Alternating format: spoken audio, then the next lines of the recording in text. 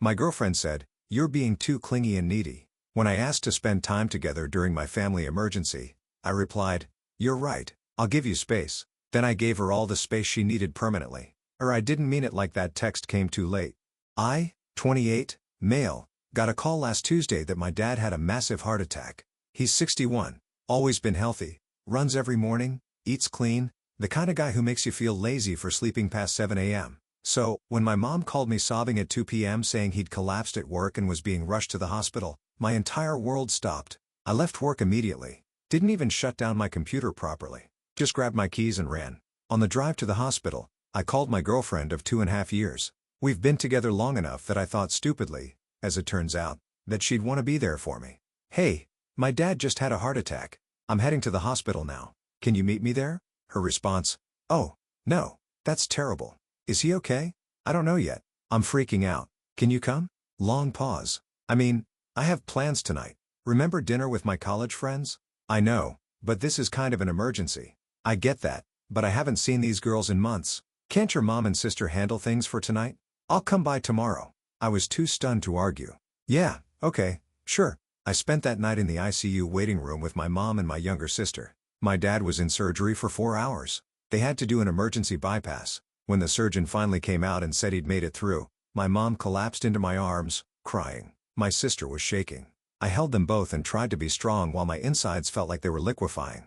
My girlfriend texted me at 11 p.m. "How's your dad? Hope everything's okay. Dinner was amazing. Bubba boo. We went to that new Italian place." I didn't respond. I couldn't. I was too exhausted and too I don't even know. Disappointed doesn't cover it.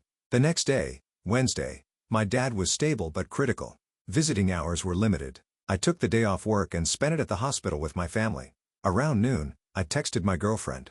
"Dad made it through surgery. Still critical. Probably going to be here all day." Her response, "That's good. Glad he's okay. Want to do something tonight? I feel like we haven't hung out in forever." Read that again. "My father is in the ICU, critical condition, and she wants to do something tonight because we haven't hung out. I told her I'd probably be at the hospital late and maybe she could come sit with me for a bit if she wanted the hospital. I don't really want to sit in a waiting room all evening. Can't you take a break for dinner at least? My dad might die. I'm not leaving." "You're being kind of dramatic. The doctor said he made it through surgery, right? He's probably fine." I didn't respond. Thursday, my dad was moved out of ICU. Still serious, but improving. I finally felt like I could breathe a little. I called my girlfriend and asked if she could come over that night. I just wanted to see her, hold someone, not be alone with my thoughts. Tonight, I told my roommate I'd help her paint her bedroom. "Can you reschedule? I've had a really rough few days." I mean, she already bought the paint and everything, like $60 worth of supplies. "And honestly, you've been really intense lately. Like, I get that your dad is sick, but you're being kind of clingy and needy. Every day it's come to the hospital or come over or can we talk? I need some space to do my own things too. You know, I'm not your therapist." Not your therapist for wanting my girlfriend to be present during the worst week of my life. Clingy, needy. Because I asked my girlfriend of 2.5 years to spend time with me while my father was in the hospital recovering from emergency heart surgery. Something in me just clicked off like a switch. "You're right," I said. My voice was calm. Dead calm. "I'm sorry. I'll give you space. Thank you. I just need you to understand that I have my own life, too." "I understand completely. Have fun painting." I hung up and I felt nothing. That night, I sat with my thoughts for a long time. I thought about every time I'd been there for her. When her grandmother died, I drove 4 hours to be at the funeral. When she got laid off last year, I paid her rent for 2 months while she job hunted. When she had a pregnancy scare, false alarm, I held her hand through 3 different tests and told her we'd figure it out together no matter what. And when my dad almost died, she had dinner plans and painting plans, and I was clingy and needy. I made a decision. Friday morning, I texted her. "I've been thinking about what you said. You're right that you need space. I'm going to give you all the space you need. I don't think we should see each other anymore." Then I blocked her number. I know that sounds cold. I know some people will say I should have had a conversation, given her a chance to explain, but here's the thing. She had multiple chances. She showed me exactly who she was when it mattered most. I believed her. My phone started blowing up through other channels within hours. Her best friend texted me, "TF did you do to her? She's hysterical." I responded. I gave her the space she asked for. Then I blocked her, too. Update 1. 5 days later, so the fallout has been interesting. First, the good news. My dad is doing much better. He's out of the hospital, home resting, already complaining about the dietary restrictions his doctor put him on. Classic dad move. My mom is hovering over him like he's made of glass, which he hates and secretly loves. I've been spending a lot of time over there helping out, just being present. Now, the drama. After I blocked my ex and her best friend, I figured that would be the end of it. Naive of me, I know. Saturday, 2 days after the breakup text, my ex showed up at my apartment. Just appeared at my door at 9 p.m. like nothing had happened. We need to talk. No, we don't. You can't just end a 2.5-year relationship over text. You called me clingy and needy for wanting support while my dad was dying. I think I can do whatever I want. He wasn't dying. He's fine now. He had emergency bypass surgery. He was in the ICU. I didn't know if he was going to make it. And you wanted to paint a bedroom. That's not fair. You're taking everything out of context. What context makes your being clingy and needy okay to say to someone whose parent is in critical condition? She didn't have an answer for that. Instead, she started crying. I didn't mean it like that. I was stressed too. You don't understand how hard it is when you get so intense about things. Hard for you? My father almost died and it was hard for you. See? This is what I mean. You're making everything about yourself. I actually laughed. I couldn't help it. The absolute audacity. Please leave. No, we need to work through this. There's nothing to work through. You showed me who you are when I needed you most. I'm choosing to believe you. I made a mistake. People make mistakes and people live with the consequences of those mistakes. Goodbye. Wait. She grabbed my arm before I could close the door. What about all the stuff I left at your place? My clothes? My makeup? That Dyson hair dryer was $300. I stared at her. Her father was in the hospital fighting for his life. Nope. She had plans. I needed emotional support. Sorry, too needy. But her hair dryer was important enough to bring up during what she supposedly wanted to be a reconciliation conversation. I'll box it up. You can pick it up from the lobby when I'm at work. You won't even let me into your apartment? No. After 2.5 years. After what you showed me during those 2.5 years? No. I closed the door. She banged on it for about 10 minutes, alternating between crying and threatening to call my landlord about domestic disturbance. Finally, she left, but not before screaming through the door that I was going to be alone forever with that attitude. Maybe, but at least I'd be alone with dignity. The next few days brought a parade of her friends and family trying to intervene. Her mother called me from an unknown number. Young man, my daughter is devastated. Whatever she said, I'm sure she didn't mean it. You need to forgive her. With respect, ma'am, your daughter told me I was being clingy for wanting support during a family medical emergency. That's not a miscommunication. That's a character reveal. She was just overwhelmed. She didn't know how to handle the situation. Neither did I. The difference is I didn't make her feel like a burden for needing me. She hung up on me. Her brother texted me a long message about how I was throwing away something good over nothing and how I needed to man up and work through problems instead of running away. He added that his sister had given me the best years of her life and I owed her at least a face-to-face breakup. I replied, I spent 3 days watching my father fight for his life while your sister complained about not getting enough attention. I'm not running away from problems. I'm running away from her. There's a difference. And for the record, she gave me nothing. I paid her rent for 2 months, drove 4 hours for her grandmother's funeral, and held her hand through a pregnancy scare. What exactly did she give me besides criticism when I needed her most? He called me a few names I won't repeat here. Then he sent a follow-up message saying his whole family agreed that I was emotionally manipulative and narcissistic for making her medical emergency about me. Her medical emergency. My dad's heart attack was somehow her medical emergency that I was making about myself. The delusion was almost impressive. Through all of this, my ex kept trying to reach me through different channels, new email addresses, Instagram DMs from accounts I hadn't blocked yet. She even tried LinkedIn, which was honestly impressive in a pathetic kind of way. The messages evolved over time. First, it was, I'm sorry. Please talk to me. Then it became, you're overreacting. This is ridiculous. Then, you can't just ghost me after 2.5 years. And finally, you're going to regret this. I didn't respond to any of them. Meanwhile, something interesting was happening in my actual life. My sister, who'd watched everything unfold, told me she'd never liked my ex, but hadn't wanted to say anything. She always made everything about herself. My sister said, every time we had family dinners, she'd find a way to redirect the conversation back to her life, her problems, her plans. I noticed it, but you seemed happy, so I kept quiet. I wish she'd said something earlier, but I also understood why she didn't. The real kicker came when I ran into my ex's roommate, the one whose bedroom was supposedly being painted that fateful Thursday night. Hey, she said awkwardly, I heard about you and her. I'm sorry, thanks. For what it's worth, she never helped me paint. That night, she went out with some guy from her office. Said you were being too intense and she needed a break. My stomach dropped. What? I thought you knew. I'm sorry. I shouldn't have said anything. But she did say something, and now I knew my ex hadn't just dismissed my need for support to paint a bedroom. She'd lied about it entirely so she could go hang out with some other guy while my father was recovering from heart surgery. While I was falling apart, I thanked the roommate and walked away. Somehow, this revelation didn't make me angry. It just confirmed what I already knew. I'd made the right decision. Update 2. 2 weeks later, the situation has escalated in ways I didn't expect. First, the guy from her office. After the roommate's revelation, I did some digging. Not stalking, I just asked around. Turns out my ex had been work friends with this guy for about 6 months. Lots of lunches together. Happy hours. The kind of friendship that made her other coworkers uncomfortable. I reached out to one of her work friends who I'd met a few times at company events. She confirmed what I suspected. Everyone in the office thought they were either already together or about to be. I always felt weird about it, she admitted. But she'd talk about you sometimes, so I figured maybe they really were just friends. Now I feel bad for not saying anything. Don't.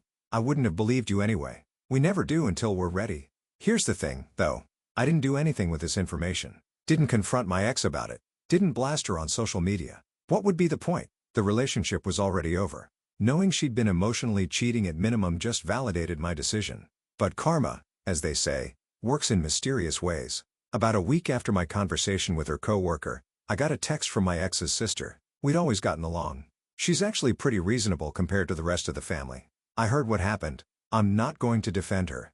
What she did was awful. I just wanted you to know that not everyone in our family thinks you're the bad guy. I thanked her. Then she added something interesting.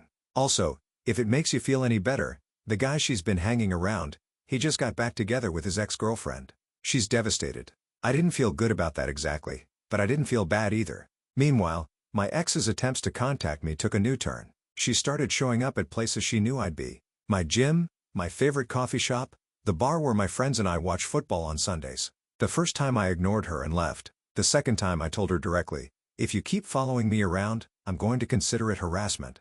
I'm not following you. I'm allowed to be in public places. You've never been to this gym in your life. Maybe I'm trying new things. Try them somewhere else. The third time, the coffee shop. She actually sat down at my table uninvited with her own drink like we were just having a casual catch-up. We need to talk. I really don't. 2.5 years. Doesn't that mean anything to you? It meant everything to me. That's why it hurt so much when you couldn't be bothered to show up when I needed you. I said I was sorry. How many times do I have to apologize? You can apologize 1,000 times. It doesn't change what happened. It doesn't change who you showed yourself to be. So that's it. One mistake and you're done. It wasn't one mistake. It was a pattern. The mistake just made me finally see it. Pattern? What pattern? I was a great girlfriend. You told me not to bother you during your spa day when my uncle was in the hospital last year. Remember that? You were annoyed that I texted you about my work promotion because it interrupted your bachelorette weekend. You made me leave my own birthday dinner early because you had a headache that magically disappeared when your friends called with plans. Those are all out of context. What context justifies any of that? Give me one. She opened her mouth, closed it, had nothing. She started crying. The people around us were staring. I stood up. Stop showing up where I am. Stop trying to contact me. It's over. Accept it. I left. She didn't follow, but I could hear her crying as I walked away. Part of me felt guilty, but then I remembered sitting alone in that hospital waiting room, checking my phone every few minutes, hoping she'd changed her mind and come. She never did. The final escalation came from her mother. She called me again, this time from her own number. So, I actually answered, "You need to stop torturing my daughter." "Excuse me, she's been crying every day. She can't eat. She's losing weight. You're destroying her. With respect, I haven't spoken to your daughter in 2 weeks. She's been showing up at places I go, not the other way around because you won't talk to her. If you just have a conversation like an adult." I did have a conversation. Multiple conversations. She called me clingy for wanting support during my father's medical emergency. Then I found out she lied about painting her roommate's bedroom so she could go hang out with another guy. What exactly is there left to discuss? Long silence. She didn't tell me that part. I'm sure she didn't. More silence. Then I need to talk to my daughter. She hung up. I don't know what conversation happened after that, but the showing up at random places stopped. So did the contact attempts from her family. For the first time in weeks, I had peace. Update 3. 1 month later, final update. This is probably my last post about this situation. Things have settled into something like a new normal, and I'm ready to move on. First, an update on my dad. He's doing great. Started cardiac rehab, already exceeding his doctor's expectations. He's grumpy about the low-sodium diet, but my mom has become weirdly creative with spices. He told me last week that he's grateful for the second chance, and that watching how I handled everything made him proud. That meant more to me than I can express. As for my ex, the full picture eventually came out and it was worse than I thought. Her sister reached out again about 2 weeks ago. She'd apparently gotten into a huge fight with her family over the whole situation. She wanted me to know the truth, not to hurt me, but because she thought I deserved to know what I'd actually dodged. The guy from her office. They'd been sleeping together for about 4 months. Not just lunches and happy hours, a full physical affair. That Thursday when I called asking her to come over when she said she was helping paint and called me clingy, she'd spent the night at his place while my father was in the hospital while I was falling apart, the reason he got back together with his ex-girlfriend. His ex found out about my ex and threatened to tell his company's HR about an affair between employees in the same department. He chose to save his career over my ex. She was just a convenience to him. I asked her sister why she was telling me all this. Because my sister is already rewriting history. She's telling everyone you were controlling and she was the victim. I don't think you should have to deal with that narrative. I thanked her, but honestly, I don't care about the narrative anymore. The people who matter, my family, my real friends, know the truth. Random acquaintances can think whatever they want. What did sting, though, was learning that during those first few days after my dad's heart attack, while I was desperate for any kind of support, my ex had been actively choosing someone else. Not just ignoring me, actively choosing to be with another man while I suffered alone. I let myself feel that. Really feel it. Then I let it go. The thing about betrayal is that it doesn't define you. Your response to it does. I could have spiraled, could have confronted her about the affair, made a scene, tried to destroy her reputation. But what would that have accomplished? She's already destroyed herself. She had a partner who would have done anything for her, and she threw it away for a guy who dropped her. The second there were consequences. The consequences have continued to roll in for her. By the way, her work situation got messy after the affair came out. Her roommate told a mutual friend who told someone who worked at the same company. HR didn't fire anyone, but the environment became uncomfortable enough that she started looking for a new job. Last I heard, she's still looking 3 weeks later. Apparently, it's hard to get a good reference when your former supervisor knows you were sleeping with a coworker who was in a relationship. The affair partner got promoted and barely acknowledges her existence.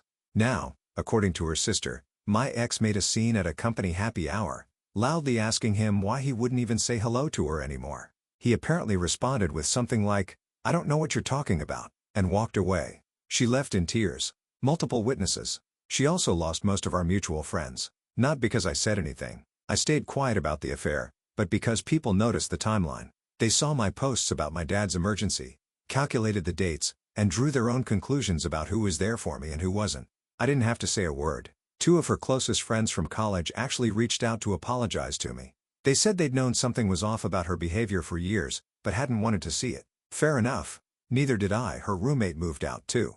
Apparently she was tired of the drama and the constant crying and the late-night phone calls with various family members strategizing about how to get me back. She told my ex that she was exhausting to live with and left. My ex is now living alone in a 2-bedroom apartment she can barely afford, frantically trying to find a new roommate. Last I heard through the grapevine, her mother is pressuring her to move back home because she can't afford her lifestyle anymore. The same mother who called me a monster. Funny how that works. As for me, I'm doing okay. Better than okay, actually. I spent the last month focused on what actually matters. My family, my health, my career. I've been helping my parents out more, which has been good for all of us. My relationship with my sister is stronger than ever. I got a decent raise at work because I threw myself into projects that I'd been putting off. Am I dating? No, not yet. I'm not ready and I'm okay with that. The trust issues are real. I'd be lying if I said otherwise. I second-guess myself more now. Wonder if I missed signs, if I was stupid to believe what we had was real. But I'm also clearer on what I need. I need someone who shows up not just when it's fun and easy, but when it's hard and scary. Someone who sees my needs as important, not as an inconvenience. Someone who chooses me actively, consistently, even when there are other options. That's not asking too much. That's asking for the bare minimum. My ex texted me one final time about a week ago. Got through on a number I hadn't blocked yet. I know you hate me. I hate myself too. But I want you to know that losing you was the worst thing that ever happened to me. I didn't know what I had. I'm sorry. I read it, then I blocked the number. Not out of anger, just out of self-preservation. Some doors need to stay closed. For everyone who followed this, thanks for listening. For anyone going through something similar, here's my advice. Believe people when they show you who they are. Words are easy. Actions are what matter. And you deserve someone whose actions match their words, especially when things get hard. I asked for the bare minimum presence during a crisis and got called clingy for it. She asked for space and I gave it to her permanently. Some people don't realize what they have until it's gone. That's not my problem anymore. Take care of yourselves and hug your dads if you still can. You never know how much time you've got.